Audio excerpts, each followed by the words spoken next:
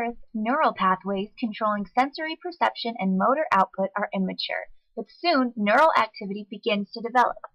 At different periods in one's life, there are windows of increased brain plasticity, called critical periods, where different aspects of the brain develop preferentially.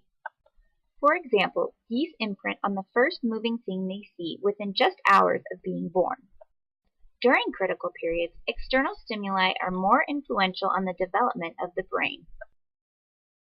Before and after these short critical periods, the external stimuli, while still influential, are not nearly as important for normal development.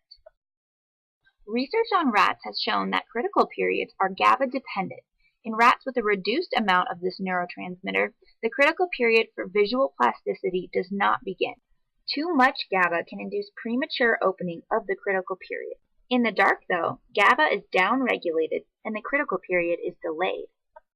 As you can see, critical periods can depend on specific sensory stimulus features. If an animal is reared in the dark, the critical period for visual plasticity can shift.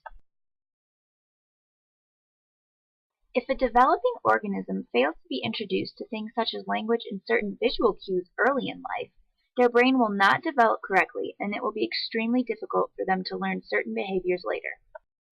This was the case with Jeannie, a feral child who was severely neglected for the first 11 years of her life.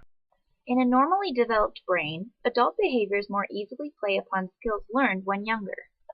But why does this matter? Perhaps we can figure out a way to reverse the closure of such critical periods or open them up again so we can relearn basic behaviors.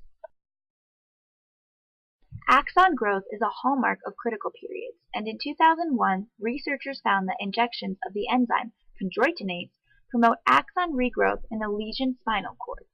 This could be used as a potential treatment for rehabilitation from spinal cord injuries. It is research on topics such as critical periods that can help us understand developmental issues at the root of the problem and determine when we need to treat them and whether we can eventually treat adults.